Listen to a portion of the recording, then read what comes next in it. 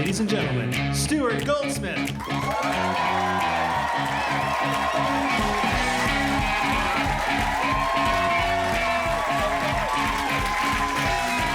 Thank you very much. Thank you very much. Wonderful to be here. All right.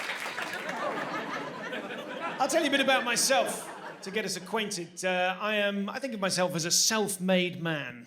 That's my thing, right? By that I mean I left home at 18 with nothing but the shirt on my back and every conceivable privilege. Still got them. White, male, middle class, and if they invent any more, I dare say I shall have them too. Oh, that's great.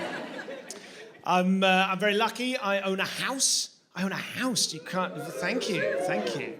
Yeah, it's hard saying that to people in their 20s. You can watch their dreams die in real time. It's not fair. I say I own a house. My wife owns a house. I own a wife. So that's good. Lived in London, the sprawling metropolis that is London, for the last 15 years. And then 5 years ago, I moved to the hipster capital of Britain, Bristol, as the result of losing an argument about starting a family. I left the city I love to be with the woman I like. And she hates that joke, and she's absolutely right to. We now live in Bristol, up a hill, in a creative community full of wankers. It's not a gated community. It is quite a steep hill. And everyone, if you like that, you're going to enjoy the rest of the show. This is going to be fun. Let's relax. Everyone, when I say it's creative, it's like everyone on our street has an arty job, right? So we've got comedian, we've got a DJ, a videographer, a dancer, a musician, and one architect to give the rest of us a sense of perspective. Like, sure you're artistic, but if you tried. And I've got to tell you, the area is gentrifying really nicely in a way that I am absolutely responsible for. When I first moved there, brunch on a Sunday was £8. Now it's £13.50. You're welcome. That's me. I did that. And if anything, it's too comfortable. It's a really comfortable place to live. So I'll give you an example. We take the children, local kids, we take them on, my own children. I've said local kids there as if we're some sort of Pied Piper couple. We're like, come children, let's go on a walk. No, not at all. We have two fabulous children, lovely little boy, and the girl one's good too. And I've known him longer. We go on walks and we go to the forest, right? The forest is technically a cemetery, but there's no point getting into that at this stage.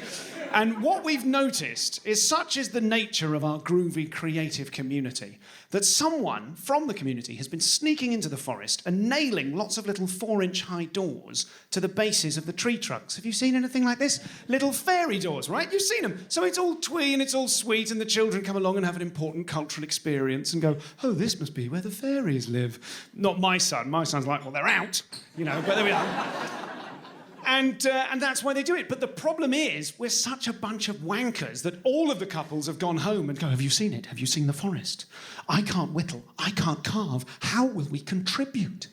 And so what they've done is everyone's gone back and added little embellishments. They've put little accoutrement in the... That's a fun word, isn't it? Accoutrement. They've put like a little rocking chair in the front garden. Someone's cut up a doormat into inch squares and put little fairy doormats for the fairies to wipe their little booties on. Someone's got a lolly stick and 2 bits of string and made a little swing on a nearby branch. It's twee as hell, and it's my duty to disrupt it. So what I've done is I went to a doll's house furniture shop and bought a load of white goods, like fridge freezers, microwave ovens, and I just left them outside in the fairies' front gardens to rust. Get a Scalextric car, set fire to it, leave it smoking on its edge outside. Bring the area into disrepute, some miniature police tape here, some tiny crack pipes there. And what I did last night, I snuck in, I put a tiny white tent in one of the front gardens. Yeah, so it looks like there's been a murder. Take my son through it earlier today. Yeah, I think the cat got him. Ooh, nasty.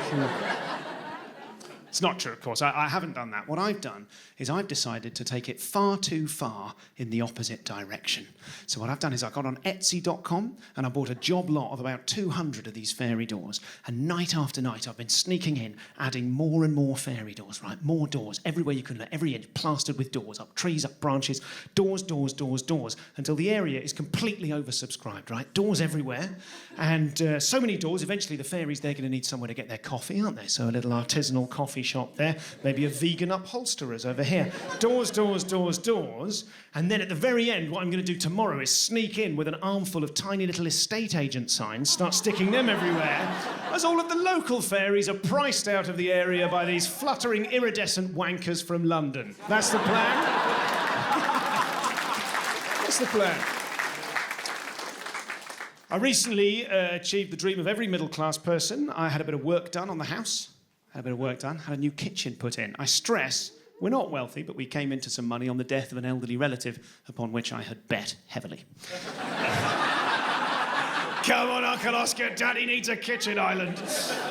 So we got this work done, and I don't know if there are any men in the audience who are man enough to admit that when you meet a proper man, you go a bit funny, right? Like if you see, walking down the street, if you see a guy who's like wearing overalls, he's got paint all over them, and you see him and you go, there goes a proper man, and you go a bit limp, you know, oh, he's proper. All it really means, of course, is that he's not that good at painting. And what happens, and I don't want to do this happens despite my best endeavours, I open the door to them and I do a bit of a voice, right? I don't know what it is. These guys turn up, I'm like, all right, let's wait. Like, where is that coming from? What is that? I'm going, all right, cup of tea, cheeky Stella, all right, lovely. I think on some level I'm trying to sort of leverage a friendship with them in order to create the possibility of the discount for cash. Don't know if anyone's ever pulled that off. All right, lads, cup of tea, discount for cash. What that is, I'll give you the cash, you knock the VAT off, everybody's laughing, apart from obviously the schools and the hospitals. Anyway, and they must know. They must know, right? When I turn up like this, they must go around the corner and go, he's rather patronising, isn't he? Yes, he is. He is condescending to us, talking down to us, isn't he? Yes, yes, he's trying rather hard. That's what she said, careful. And we tried to do the whole job in a week, right? They wanted to get it done in a week. So at one point, they were all in the living room. Now, our living room is underneath our kitchen with this little squeezy house on a hill. And all 5 of them were downstairs in the living room having a chat, right? So there was a Chippy, a Sparky. You've got another lingo. There was whatever the fuck a plumber is. Cheeky Dolphin. I don't know. Splash Harry. And a Bender. That's unlikely, I think. And a Gaffer and a Spaffer, which is my word for a plasterer. I've made that up myself. You're welcome. Spaff, spaff, spaff. It's harder than it looks. So all 5 of them were in there, and I went in to offer them a coffee, right? And I panicked, because I didn't know how to address them together. And I walked in, and I went, all right, men. I don't know why I said that. I think I was going to go for lads, and then I bailed out halfway through the sentence. I turned up, men, as if I'm the brigadier at the back of the battlefield on a white horse. And I'm expecting you, obviously, to die tomorrow in your hundreds of thousands. But for now, can I offer you a coffee? So they all said yes. So 2 minutes later, I'm standing upstairs in the kitchen, at the worktop, in front of a coffee pod machine I already feel bloody guilty about. And I've got 5 pods on the worktop in front of me, thinking, am I really going to chuck 5 pods at these bastards, right? What if they want another coffee later on? They're here all week. This is going to bankrupt me, right? I'm going to have to kill another relative. They're not the usual pods, is my point. They're from a special collection called simply Regime. And so I've got the 5, I scoot them up, I've got 5 pods in one hand, I've got a jar of dirty instant coffee in the other hand, and I'm looking from one to the other, trying to make my mind up. When I look up, and one of the builders is standing on a ladder looking in through the kitchen window. There is no other thought I could possibly have been contemplating. I ended up having to do a sort of extended improvised act out to my wife, who was not in the building, saying to her out loud, oh, all right, darling, what have you done? What are you doing getting this instant muck? Nothing but the best for my boys. Sorry. Sorry. I just hate being caught out being my real self. So, but someone who is unencumbered with that is my son. He's a lovely boy, right? He's cerebral, he's sweet, a very early talker. His first word was mama. Of course it was. His mum had been training him from birth to say the word mama in order to win an argument I didn't know we were having. Right. To be fair to her, I had been coaching him in secret the entire time to say the word pathetic. Because I thought that'd be quite funny. Like, how good would that be if the first thing he ever said was when she went, mama. Mama. Mama. And he looked up and went, pathetic. I thought she'd get a laugh out of that. And he's a lovely guy. He's called, his name is Boutros, and it's not really called Boutros, but thank you, the 80% of you who didn't laugh just in case. I call him Boutros when I'm on stage in order to anonymise him, and because when he's a teenager, if he sort of interacts, he sees my work online on telly or something, then if he's aggrieved, if he's pissed off, I've been talking about him this whole time, I can just say, no, you had an older brother who died. So you've got to appreciate the elegance of the system. Sweet little guy, and he is every inch the Bristolian child. There is not a stitch of clothing on him that isn't a rainbow sequin. And if he grows up to be heterosexual, it's going to break his poor mother's heart. I'm telling you that now. I will still love him. But he has, weirdly, he's very empathic, right? He's very sensitive. And he has this swimming teacher, right? A very muscular Spanish guy called Jose, with a beard, very broad, muscle-bound guy. And my son insists on misgendering Jose. I say to him, how was swimming? He's like, yeah, it was a good one. She was good. I'm like, I'm pretty sure he's a he. And he goes, no, he's a she. And he gets really angry with me. So one of two things is going on, both of them equally brilliant. Either, in 2021, today's 5-year-olds just recognise innately that gender is a construct, it's all meaningless, and it doesn't matter at all. Or my son can smell true gender. Like one of those cancer dogs, do you know what I mean? If he lies down in front of you, you've got to ask yourself some pretty penetrating questions. I say to him, I'm pretty sure Jose's a dude. He's like, well, maybe now, but she's got a long journey ahead of her. Okay? I told him I'd get him a treat, right? So I was at the supermarket and I promised I'd bring a little something back for him. And you do need to be careful about the cultural artifacts you put into your kids' heads. So, like, he loves the Mr. Men. Him and his sister, they love the Mr. Men. I don't know if you've revisited the Mr. Men stories recently, but my God, the male Mr. Men, the Mr. Men, the male ones, they're all called names based on physical prowess and dynamism. They drive the story forward. They're all called Mr. Noisy, Mr. Strong, Mr. Rush, even Bump and Tickle. There's something going on. Do you know what I mean? Not necessarily something very savoury, but they have agency. Whereas the lady Mr. Men, the little miss, the little misses, they're all called these incredibly diminutive, patronising names. They're all called Little Miss Bossy, Little Miss Splendid, Little Miss Passive and Fat. And I don't know why we put up with it. It's astonishing. So you've got to be careful about the decisions you make. And I'm standing in the supermarket. I'm standing in Big Tesco. Other sizes of Tesco are available. And on one side of the magazine rack, there is a copy of Lego Batman, right? It's Lego Batman. On the other side, there's My Little Pony magazine. Now, I want him to want this, but I know that he wants this, right? I'm fine with that. It's just that I want him to be into Batman, because I was into Batman as a kid. I still quite like Batman. And I just want him, for some reason, I want him to grow up like I did, like Batman, vengeful and furious and alone for some reason. I don't know. But it's like my inner landscape. I think, like a lot of men, the inner landscape of my life is like, I'm Batman. Every problem in my life is like a crisis only I can solve. I must never ask for help, and I must get a special car. Right? That's the inner landscape. Whereas his inner landscape is the world of My Little Pony. So everything in his imagination, his view of the world, is this sort of lurid, candy floss, hyper-sexualized in a way that he can't really comprehend. Like a kind of quivering bubblegum fuck horse. And so...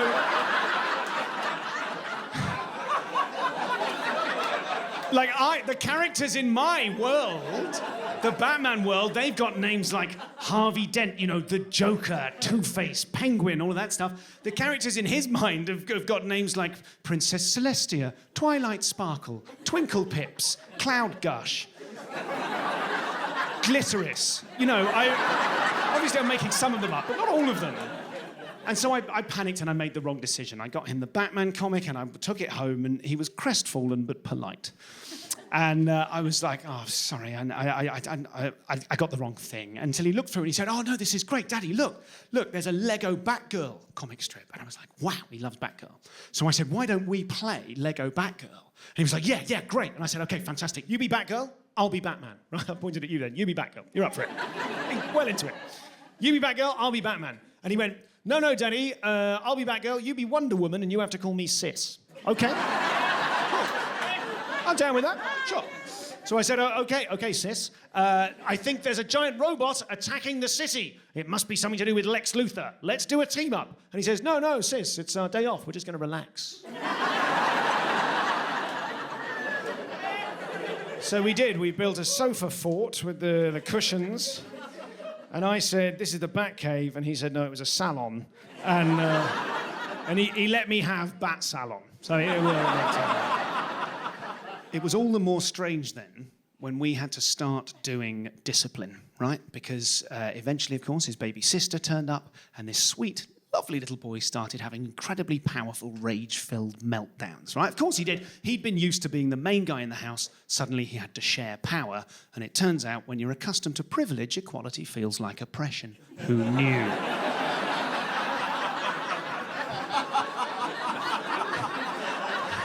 Oh, a bunch of smug people knew. Oh, well done.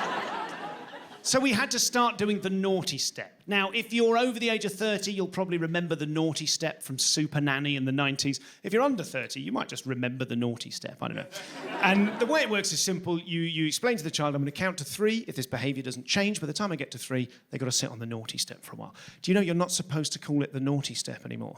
Right, 2021, you're not supposed to call it that. Do you know what we're supposed to call it? We're supposed to call it the thinking step.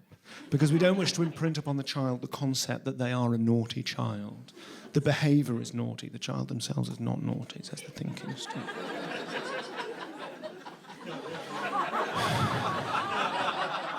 Not in our household. We understand that you have to win the psychological victory early doors. So in our household, it's called the huge disappointment to me and your mother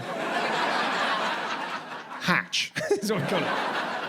And I'd explained the system the previous week. He was having a meltdown, so I said, listen, Buster, I'm going to do counting. If you don't change this behaviour, I'm going to do counting like we talked about. And his face changed. His face darkened, his brow furrowed. He said, don't you do counting. Bloody hell, Batman. I said, I'm going to do counting. He said, don't you do counting. I said, here I go. I said, 1. He looked at me very coolly. He said, 2. I didn't know what the hell to do. There was nothing in the training material about what to do when your child takes themselves hostage. I'll do it, old man. Try me. What he's done is he's artificially escalated the jeopardy, hasn't he? He's left me nowhere to go. I can't say 3 now, and I feel like he knows that. I didn't know he could count. So now, without ceding any authority, I've got to de-escalate. I've got to sort of take the air out of the situation, but still... I've not had my bluff called this hard since his sister was conceived. So... I said 1, he said 2. I rather weakly said 2.5. He fixed me with his eye contact. He said 3.5. And then the two of us locked eyes. We both sat down together. I lit 2 cigarettes.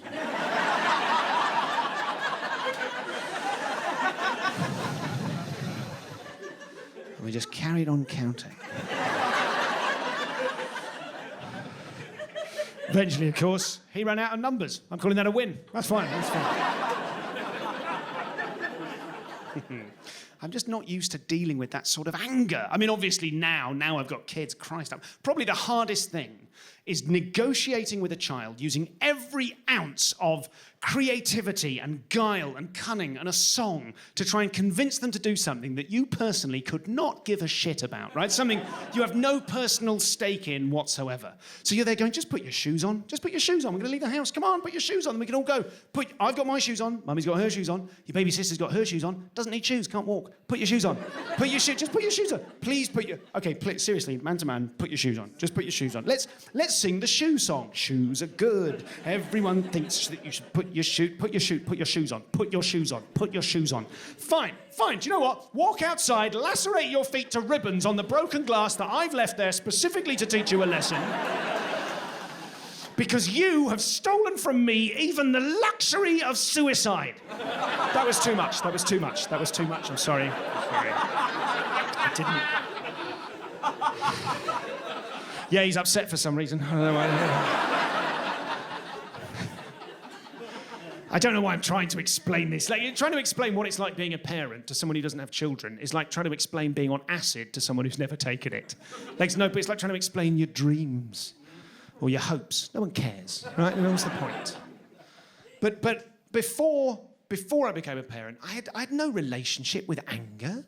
I don't get angry with people. I get angry when a system is broken or stupid or doesn't make sense. That's what pisses me off. And I don't direct it at anyone. You know, like when you're on a plane and the plane would land, and then 10 minutes before they open the doors, everyone else on the plane stands up and just stands there putting their bags on and banging each other in the face like this.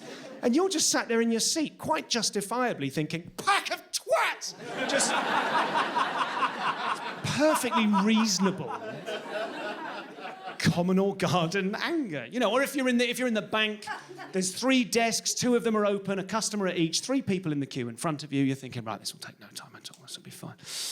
And you find yourself sort of hanging around going, well, come on, there's no movement up ahead, a few more people join the queue. You're starting to rumble, going, oh, God, come on, this can't be how you're supposed to do. No, it's fine. And then a third cashier turns up, you're thinking, thank goodness. They whisper something to the second one. Turns out what they've whispered is, it's getting busy, isn't it? Do you fancy a vape? And then they leave. 1 desk, 30 people now in the queue. And what saves me is that I'm so volatile, I just flip. I'm so emotional that all it takes, I've got all this energy, oh, for God's sake. And all it takes is 1 person in the queue in front of me to actually have an audible meltdown, and I do an emotional 180. I'm there going, for God's sake. All it takes 1 person to go, oh, for God's sake. Suddenly I flip. I'm like, hey, baby, relax. It's just the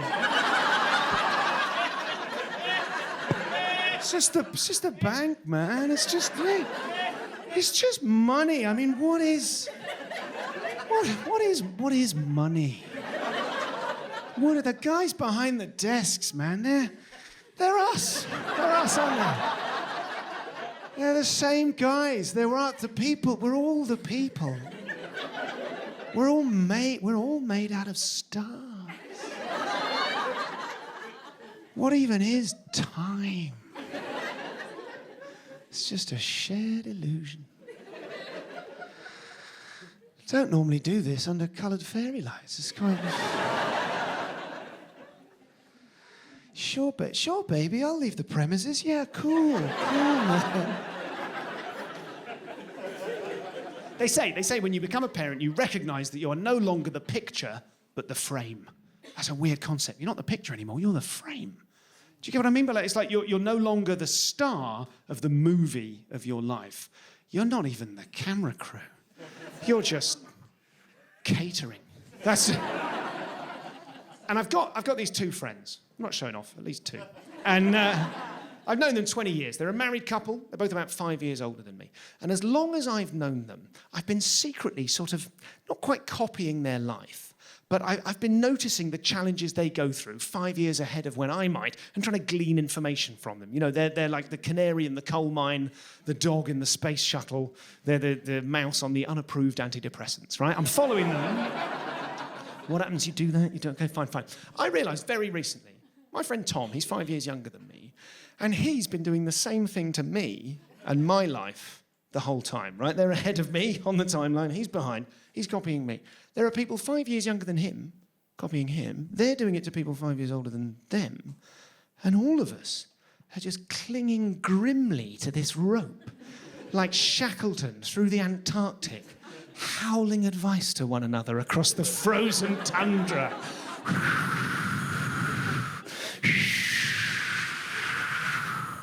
What happens next?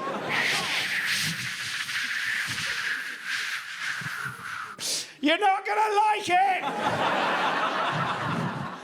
And you're not gonna like it, are you? Because the people right at the end of the rope, they're just looking out over a crevasse.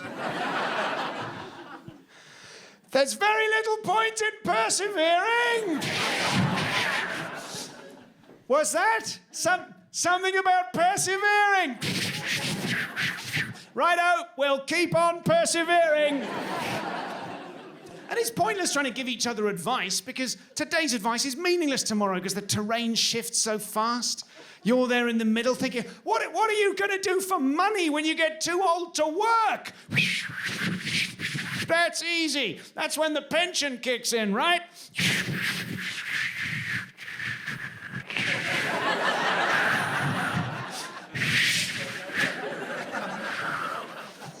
Shit.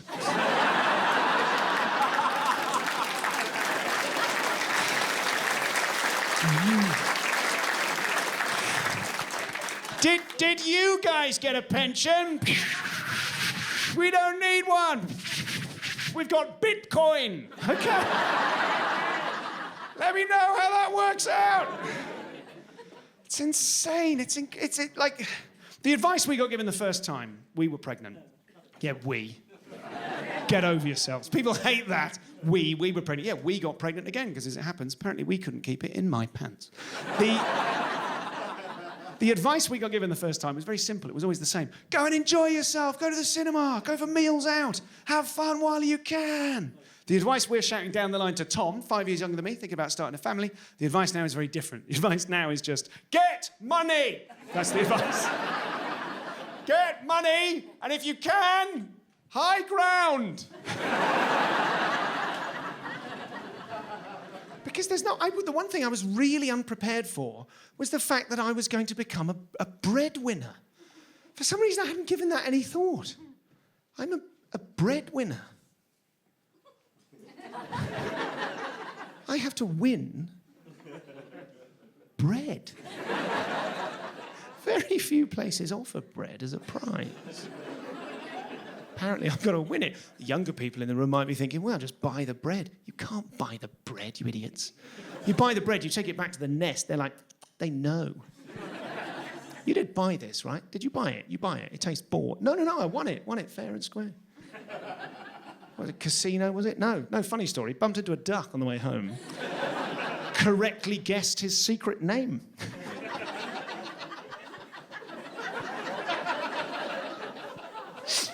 Any other breadwinners in? Any breadwinners? No one. Just a bunch of you, bunch of bread losers. Great. But everything's now, people talk about the gig economy. It's so weird. My job is, I'm so free, right? Comedy, stand-up comedy is the ultimate 0 hours contract, right? If I want, I'm so free, I'm free as a bird. If I want to stop working, ever, I can just die. Oh, it's extraordinary. I don't want to paint my wife as some sort of grasping, bread-hungry churl. No, far from it. We get on. She's great. We have very different leadership styles, me and my wife. We're both natural leaders. I think that's quite unusual for a couple. We're two leaders. Most couples, a lot of couples, I think, is one leader, one follower. And if you're in a couple now and you're thinking, I wonder which one I am, I've got some bad news. Some couples, presumably, 2 followers, but we don't hear much from them because they don't get out. But a few couples, I think, a small percentage of couples, 2 leaders. Now, I don't like to ask at shows, are there any couples in where it's 2 leaders? Because one time at a gig, at the back of the room, a little voice went, yep. And then there was a pause, and another voice went, no, you're not. And it was... you don't want to do harm, you know. So, but I think me and my wife, it's true. We're 2 leaders. We've got different leadership styles. So I'm more like I'm like a loose... maverick MacGyver, you know, I'm like a kind of rolling, adaptable kind of a leader, whereas my wife actually gets things done. So it's we have to separate, we have to divvy up the labour. You know, I'm in charge of mowing the lawn, packing the car, lifting things, and my wife is the architect of all of our futures. Don't look at me like that. I'm good at packing. I pull my weight. I'm so good at packing. It's my dream one day to be going through a supermarket checkout, and when the lady says, do you need any help packing? By the end of the sentence, she realises she's in a bag for life. I just moonwalk. I climb up on the conveyor belt and pretend to moonwalk out, just slowly like that. That would be the plan. The reason I'm giving you this insight into my marital dynamic is to explain why, at the age of 44, my wife is currently trying to organise a grown-up play date for me to go on with another man in order that I make a friend. I want to be absolutely clear about this. I'm not lonely, But I moved to Bristol, I moved to a foreign city at the same time as I became a dad. So I don't get the chance to meet other dads, right? They all socialise during the evening and work during the day. I have to socialise during the day because I work in the evening because of you. And so I don't get to see them. It's just not fair. My wife can walk up to any other mum and go, hey, we should get a coffee. Should we be friends? Suddenly they're friends. Doesn't work like that for men, does it? Not the system at all. No, the system for male friendships is you've got the kids you knew at school, minus one who died, and that's it. And that's how it's always been. That's how it's supposed to be. So we met this guy. We met this one guy. Ollie was his name. We met him at at a toddler rave. That's a thing. 3 hours of banging techno on a Sunday afternoon. Load of haggard parents at the side of a church hall. 100 kids with their tops off, ripped to the tits on fruity pouches.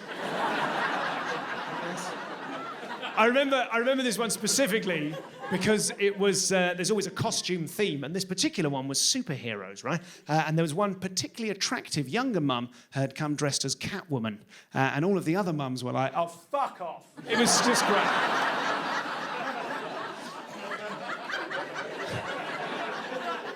We met Ollie, our kid was playing with his kid, and then eventually we chatted for 5 minutes, and then his kid ran off, Ollie followed him, and that was that. And then ever since then, my wife has been stalking him on Instagram in order to pimp him to me as a potential friend. Right? So I'll be washing up, and she'll sidle up to him and be like, have you seen Ollie's into martial arts and board games? And you like board games and talking about martial arts? And suddenly it's put me in the position, I'm like a kid on my first day at nursery going, I don't want to go, like that. Because I don't know how to package myself as a potential friend for a grown man. I just don't know how to do it. I've written and then deleted an introductory text to him, God knows how many times. Hello, mate. Hey, friendo. Ew, who am I? Who am I? I don't even talk with the friends in my life that I love. My mate, my best mate, Noel, right? We've known each other since we were 11. We've travelled the world together. I love the bones of him, right? And I will see him for a cheeky pint once in a blue moon. It's a running joke. I'll come home and my wife will go, how's Noel? And I literally won't understand the question. How is he? How is he? How is Noel? He is simply Noel. Immutable, unchanging. He reminds me of me, I remind him of him. That's why we hang out with each other.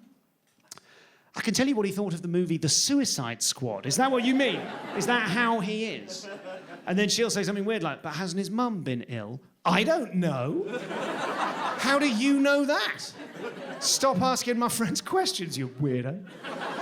Because we don't speak with each other, we just talk at each other. We sit and conversationally groom one another like a pair of orangutans on a log in Borneo, picking fleas out of each other's fleece. Did you like the film? Yeah, yes, I did like it. You were like me. Yes, I am. Yeah. Did you enjoy Black Mirror the other day? Yes, I didn't like it to begin with, but then I did like it by the end. Yes, I'm the same, yeah. And tell me, are you playing that the Red Dead Redemption game on the PlayStation? No, I've had to stop playing that. It's a little bit too immersive. Yes, I'm the same.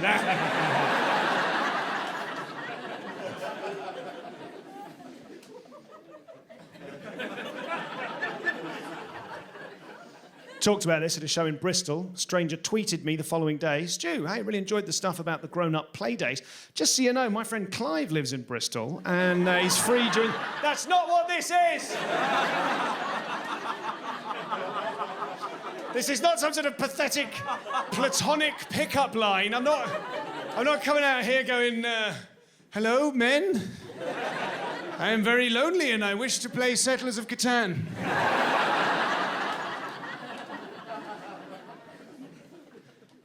It's not that.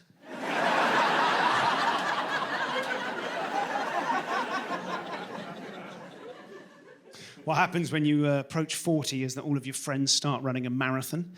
And I can't be bothered with that. Even for charity, I can't be asked. My rule is, if you want me to sponsor you to run a marathon, I will pay you my money to run a marathon, provided you look like you cannot possibly complete a marathon. I think that's fair. If you look like you'll breeze it, you get nothing from me. Dead by mile 5, £3.50. That's my thing. My friend Josh said he wanted to do a skydive, right? He was really interested in doing a parachute jump. He'd always gone on about it. And he said, finally, I'm going to do it. And I went, good for you. And he said, but can you give me some sponsorship money, right? I'm doing it for charity. I said, whoa. You're not doing it for charity. You're doing it for Josh, right? Because you want to do it. You're doing it for you. He said, no, it's for charity. I said, well, in that case, let's try a little thought experiment, shall we? See if you can follow me through this. How about I offer you double the donation not to do it? And he said, that's not really in the spirit of the thing. Okay, fine, you go ahead. You go ahead. As long as you realise that now I've made you that offer and you've declined, you're now doing a skydive against cancer research.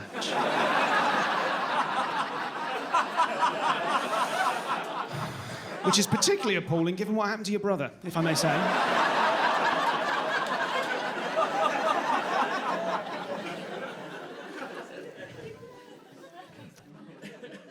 Me and my wife are having a conversation about the making of our wills.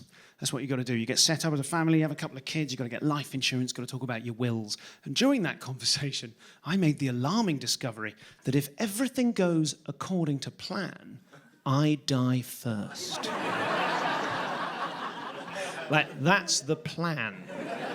That's the best case scenario. Of course it is. It's the best case scenario, like kind of financially, ethically, effort-wise. You know, like, I don't want her to die first. We need her. Kids, Christ, no. You know, so it's me. It's old Papa Bear in the ground, all done and dusted, right? That's the plan. It's astonishing, isn't it? I'm 44, as you can tell from my trainers. 44 years old. Halfway through my life, if I'm lucky. Halfway in terms of years. In terms of experiences, Christ, I reckon I've done 90% of the shit I could be bothered with. But that's, it's so strange to think halfway through, I think there comes a time in everyone's life when you have to accept that you're unlikely ever to zorb. And I just think I'm there. But you're not supposed to mention it, are you? It's considered the height of rudeness to bring up the concept of mortality. Like, you're all out having a nice time. I don't want to remind you that you will one day definitely die. Soz. You know, but it just pops into your head at random times. You'll be around the house doing up your shoelaces, because you're a grown-up, you're putting your shoes on to leave the house. You're doing your shoe. Suddenly it'll hit you like a shovel in the features, right? Oh, God, I too will one day die. Barely worth finishing. No, press on. And then you're just expected to get on with your day. And then later on, someone asks you, how are you? How am I? Oh, you know, dead one day, but today, dry feet. And when you're a kid, you look at people much older, don't you? Silver tops. You know, you look at people in their 70s and 80s and you think, they must know. Surely they must realise they don't have that long left. How are they cool with it? Then you get a bit older and you go, oh, they're not cool with it. What can you do? Legacy is important. That's what you can do as a parent. You have legacy. You can just invent stuff out of thin air and tell your child, oh, this is how we've always done it in this family. Just make it up. I say to him, our surname's Goldsmith, I say, a goldsmith always pays his debts. We absolutely don't. There's no evidence to support that. I'll consider it a personal victory if I manage to die in debt, as he will no doubt discover eventually. I say to him, a goldsmith never monopolises the conversation. The one you have to drill in, this is critical. I say to him, a goldsmith always ensures that his own parents receive only the most luxurious end-of-life care. You've got to nail that one in. I think that's what we owe our parents, is a quick death, right? Isn't it? That's the minimum. Come on. We're all of an age, surely we're all of an age now where we've seen an elderly relative kind of kept alive by medical science far beyond their enjoyment of their life. So presumably now, like I have, you've all had that chat with your own parents, like, I'll take care of you, and then, when the time comes, I'll take care of you. Right? You've had that conversation. I mean, I say conversation, it's nothing we've actually said out loud, but they get it. It's implied, you know, that when the time comes, which I'll decide, And I'll do it clean as well. I'll do it clean. That's the kindest way, you know, middle of the 90th birthday. Happy birthday, bang, clean. And it'll be me that does it as well. My sister, I've got an older sister, but she's got her own issues. She's made that clear. I've got a younger brother, but he's not as strategically minded. You know, he'd be a good trigger man, but it's Muggins here who's got to plan the caper. And it'll be hard as well. It'll be difficult. My folks separated 25 years ago. My dad now lives in Spain. I know where. I've got his address written down. But have you seen a Spanish address? It's completely incomprehensible.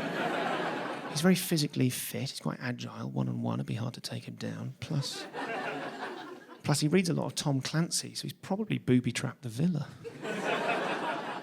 Whereas my mum, frankly, is a sitting duck.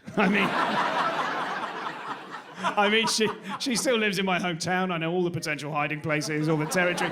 Every fortnight, I get an email from her that's basically an updated list of all of her current vulnerabilities. Too easy. Plus, she loves me, so she doesn't think I'll really do it. No, there'll be no sport in that at all. My friend Danny had some bad news recently, and this is awful, right? He was diagnosed with an incurable blood disease. He was given 20 years to live. Just think about that for a couple of seconds. 20 years to live. What the hell is he supposed to do with that information? Oh, God, thanks a lot, Doc. I'm glad you told me. I'd better get my skates on if I'm going to do 2 unrelated medical degrees and then become a deep-sea diver from scratch. What's he supposed to do with that? 20 years to live? If that was you, forgive me, if I was your doctor, I wouldn't have bloody told you. I'd have been like, oh, good news, clean bill of health. Go and enjoy yourself. Take some risks. Come back and see me in 19 and a half years, okay? He's 50. Danny's 50. Did I mention that? He's already 50. Plus 20, 70. That's an innings. I congratulated him. 70, guarantee. He was very patient. He was like, it's not a guarantee. I'm not death-proof. I can be killed. Okay.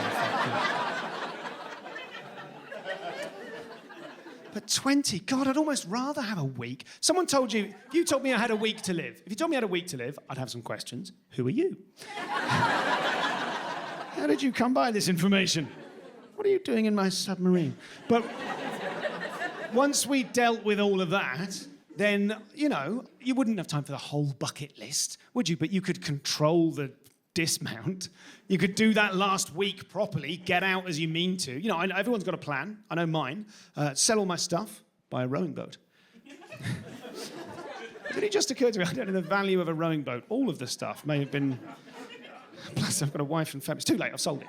Sell the stuff, buy a rowing boat, row out to the middle of a beautiful lake, take a shitload of heroin, watch the sun go down. That's the plan, right? Jack up, check out. Just remembered I'm taping this in Glasgow. Is that insensitive? I didn't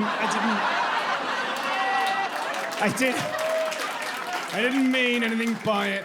I want to be absolutely clear. I'm not promoting or condoning heroin use. I just think in the Venn diagram of things that you should probably only do once and things that are apparently absolutely brilliant, right?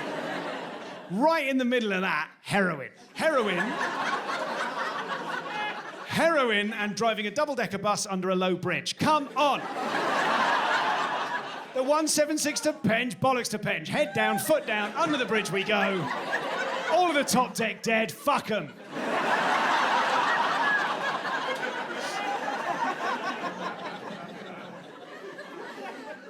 But if it was 20 years, obviously I'd be waking up the next morning thinking, God, I feel dreadful.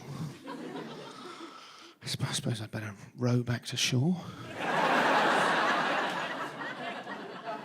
Try and sell the boat. See, I wonder if I could use some of the money from the sale of the boat to buy a tiny little bit more heroin.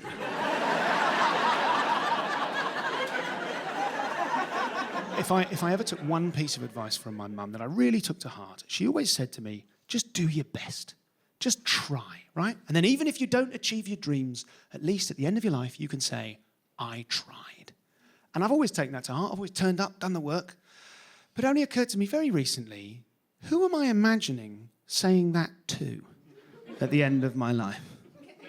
I tried.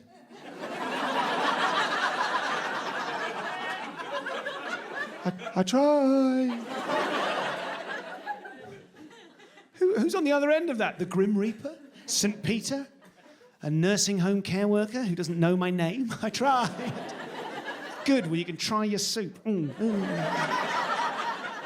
Or am I saying it to the Distractatron, which is an android I've invented, which is to combat dementia. It's a cross between chat roulette and bop it. And it heralds the end of Western civilization. Give me a cheer if you're ambitious. Not all of you, was it? Okay, easier question. Give me a cheer if you are pretending to be ambitious. Ah, yes, you. Very good. Tell me, what do you do for a living? I'm a lecturer. You're a lecturer? Christ, we're fucked. That's it. You're a lecturer. In what subject? Nursing. In what? Nurses. Nurses? Well, this has taken a dark turn. Here's my question. Are you pretending to be ambitious to yourself or to the people around you?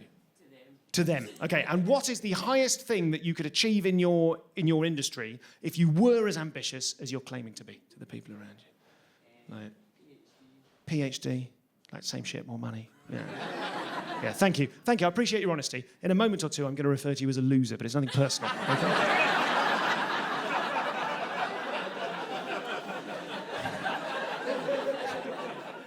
Here's the thing. Here's my relationship with ambition. Right? In stand-up comedy, that's what this is. In stand-up comedy, it is absolutely full of incredibly ambitious people. And when I started, about 15, 16 years ago, I started at the same time as a group of incredibly driven, ambitious, hard-working, talented young comics, okay? Now, they are all famous millionaires. And good luck to them, right? There's no luck involved.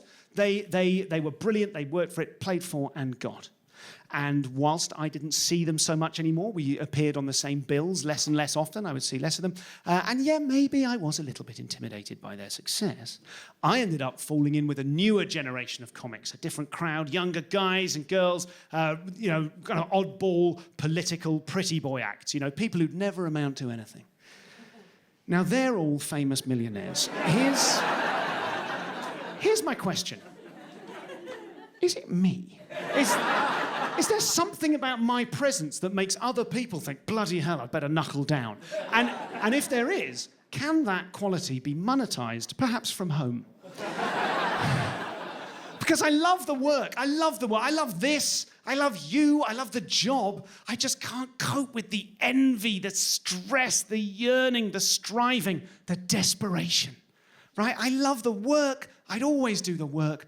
But I'm 44, halfway through my life. Couldn't I just uncouple the striving and the envy and all of that shit? I could jettison that, slip the clutch, and just coast like this loser.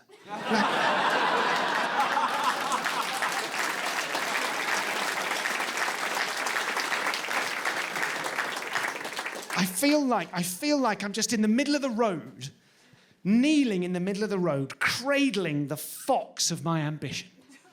Recently mown down by the truck of time, effort, and parenthood. Which, to be fair, I was driving. And I steered directly towards this poor little fox. Smashed him down, I jumped out, I scooped him up in my arms, kneeling in the road, and I'm looking down at him and his little body's all smashed up, spit and dribble coming out of his mouth, his eyes all wonky like that. He's looking up at me. You promised. Shh. I said a lot of things. And I'm trying to decide right now in real time, do I expend enormous personal effort on coaxing him back to life, or just brick him?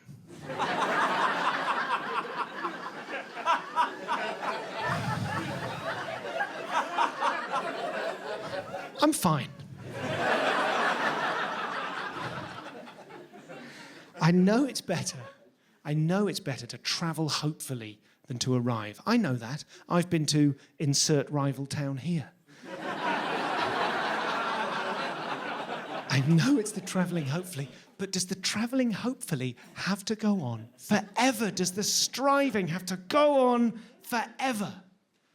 I've got a squirrel in my loft. My wife's loft. There's a squirrel in there, 6:20 every morning. I hear it scuttling up this little slopey bit of the loft that you can't get into, and then it scuttles up, and then it goes across this sort of flat bit that you can get into. You can open this little hatch about 6 inches, and you can just peep in, and you can see it's all full of squirrel shit. He's nibbled through the wires and the lighting in wires and everything. And every morning, 6:20, I hear him.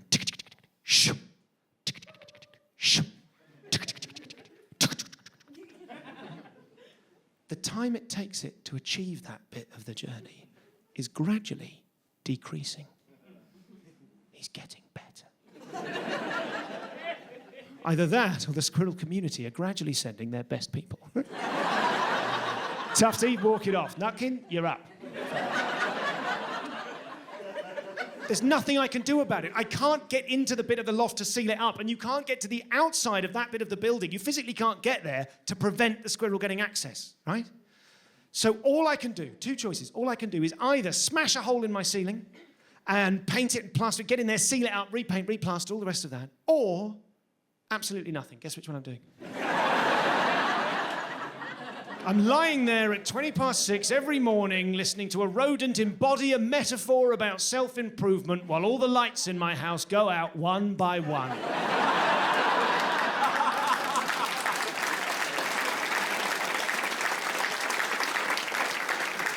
I eat far too much pain au chocolat. Like a terrifying amount of pain au chocolat. I mean, you can't tell because I've got a good metabolism, but my heart is made out of butter. I eat too much pain au chocolat, and I eat it. So the reason is, I eat it because it's often the only fresh bit of food you can find at a service station. And I eat most of my meals at service stations because of you. And what I don't go to the night pay window. I don't know if you're a city dweller, you might not know about this, but often in the countryside, they've got the garages, the service stations will have a night pay window for security, and I can't be doing with that. If I get out of the car and the bloke in the thing waves me to the window, I just get back in the car and drive off. And I realise why. I would rather be not trusted, I would rather be followed around the shop by a security guard with a shotgun pressed against the base of my spine than have to peep in through a letterbox and ask a grown man to get me a pastry. Can you get me the chocolate? No, that's almond. I don't like almonds. Can you get the little chocky one? Yeah, not the chocolate croissant. No, the pain au chocolat. Yeah, chocolat. Yes, the pain au chocolate. Yes, it looks like a little crab with no leg. That's it. Could you just poke it in the tummy with the tongs? I just want the softest one. I know they're the same batch. Often one of them's squashier than the other. No, I don't understand it either. Just give it a little poke it. Do the second one again. Do the first one again. Yeah, really, I don't want that now. You've ruined it. Do that. Sometimes you'll get 2 pain au chocolat in a box for fractionally more than the cost of 1 pain au chocolat, right? I don't understand that at all. It annoys me, if anything. What I'm saying is I'm not buying 2 for myself. I'm taking advantage of an unbeatable offer. And what I do is I get the box and I go back and I sit in the car and I've got the box on the seat there. It'd be like 1 o'clock in the morning on the way back from a show. And I'll take one out and I'll eat it immediately. And then I'll look at the second one in that box and I think, no. That cannot stay here. Future Stu, my name's Stu. Future Stu cannot be trusted to have that in the car with him. Right, we've danced this dance before. So I get up and I put it in the boot of the car, and I get out of the car, put it in the boot, come back round, sit in the car, feeling pretty happy with myself, and off I drive.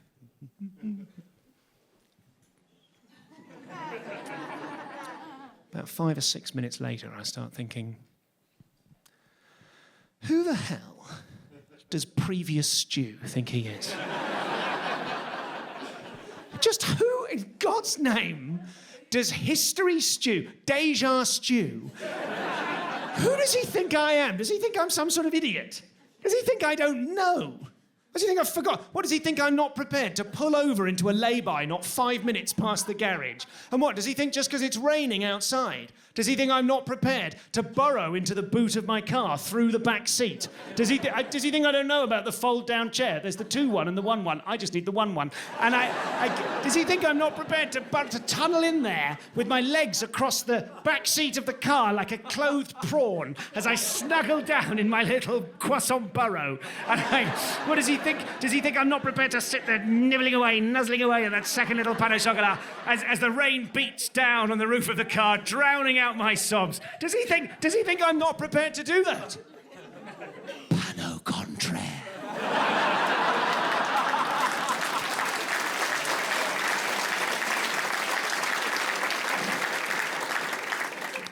How I choose to live my life is none of my business.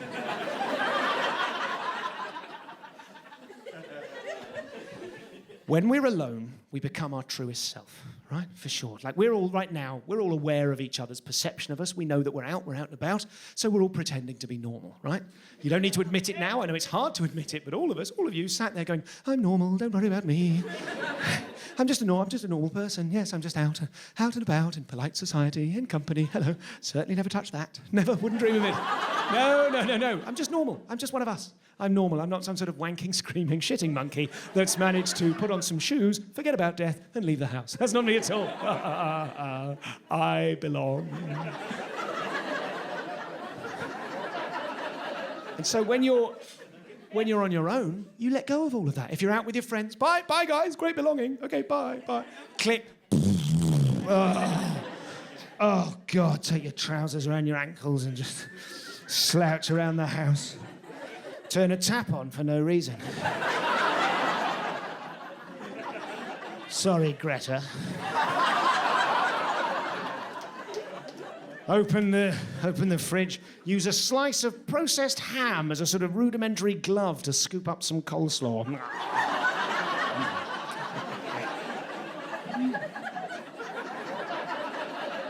And the phone rings. Oh, hi, hello. Yeah, just normal stuff, just like anyone, you know. What sort of thing? Putting keys on a fob, you know. Doing my tax. Okay, bye. Click. And if you meet someone in a kind of romantic context, right? If you meet someone on like a first date, their perception of you is enormous and yours of them. Right? So you find yourself there in a restaurant or in a bar. Hello there. We are mutual friends of Simon.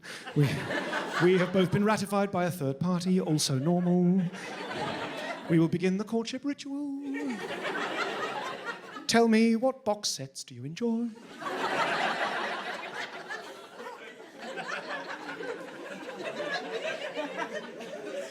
Tell me what box sets? Buffy. Same.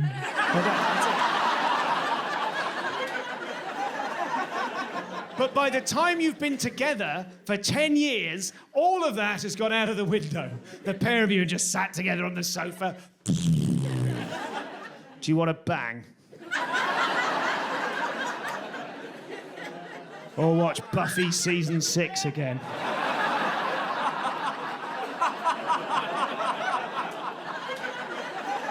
I love you. No, you don't, but thanks for saying so. I honestly couldn't give a toss about the sex. No, fair enough. Coleslaw?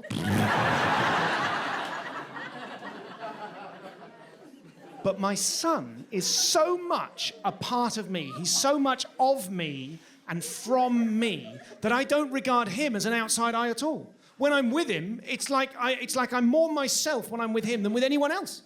I shit in front of him. Not as a punishment, you know. Well, Master Goldsmith, the naughty step was unsuccessful. We shall have to try the naughty stool. Don't look away.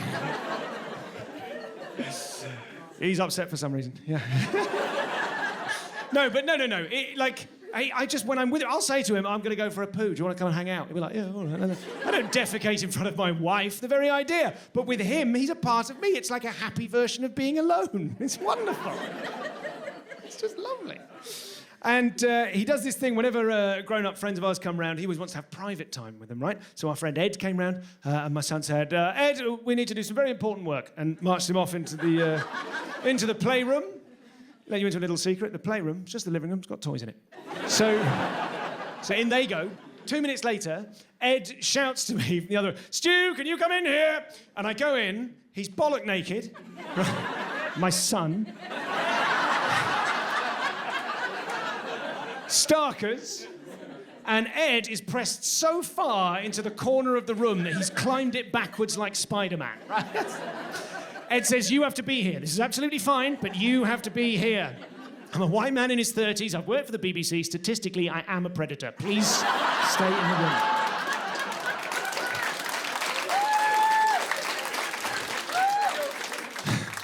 And my son says, Ed, I'm going for a poo. You're coming with me. Marches off. I wish I could be like that. I live in a sort of terrified future. My son lives in a blissful present, and I just wish I could join him there. I wish I could be in that moment with him, free of context and consequence, bollock naked before the universe. Wouldn't that be wonderful? There's very little I can tell you about what it's like to be a parent unless you are one, but if I could give you the distillate experience, it would be this. We were having a kitchen rave, okay? So this is one of those moments when you just let go of everything and just enjoy yourself. My wife's dancing there, my son's dancing over there, I've got the baby in my arms, and we're just rocking out. We're having an incredible time. We're listening to my godson. He's given us a Spotify playlist, and he's cool as anything. He does parkour. I don't know if you're familiar with parkour. It's like French jumping, basically. It's so cool. The jumping is so French. Bon anniversaire. Like that. It's just... Je m'appelle Stuart. Like that. It's great. It's cool when you see it on TV and movies on YouTube and stuff. When you see it in the high street near you, it's just three lads who look somehow too awkward for Games Workshop. Jumping off a bin and doing their ankle. Oh, désolé. So I asked my godson, I said, what music do you listen to when you're training parkour, you cool bastard? And he said he likes chill hip-hop. And I said, oh yeah, what kind of artists? And what he said next shocked me to my core. I said, what artists? And he said, I don't know. I said, what do you mean you don't know? He said, well, I just put it on Spotify, put a playlist on, chill hip-hop. You don't know the bands you like. That's the death of culture, isn't it? What kind of books do you read? Oh, I like Helvetica mostly. What sort of foods do you enjoy? I like mostly soft textures. We're playing the music, we're playing the tunes, we're having a whale of a time, we're all bouncing around, we've forgotten the future, we've forgotten the past, we're in the present, we did it, we're in the moment, and my son is so caught up in that moment, with no malice in his heart, with nothing but love in his heart. He rushes over to me, he clasps both arms and one leg around my thigh, and sinks his teeth into the fleshy part of my thigh, drawing blood immediately. Christ, it hurt. And let's not forget, I have personally given birth to 2 children, right? This hurt. He just, with no malice, he was just like, this is brilliant. He bites down. God, it hurts so much. And obviously the instinct is just hoof through the window. Take the baby and like, get off me. No, you can't do that. Can't do that, I've been briefed. So you have to protect them, and this is what it's like being a parent. I had to protect her, I had to protect him. He bit me hard enough that I bled. And that anger, that pain, that energy had to go somewhere. It went up as a shout, down as a stamp. He bit me, I went, no, no! He burst into tears because he was scared. And I had to apologise to him. Thank you very much, everybody.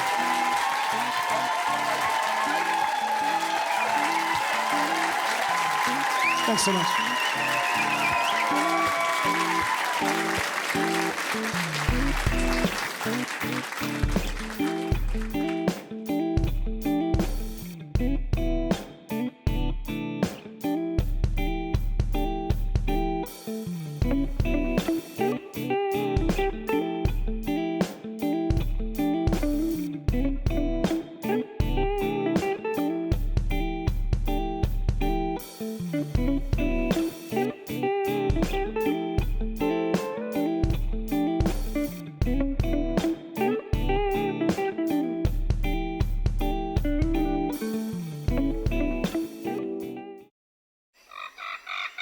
Thank you very much.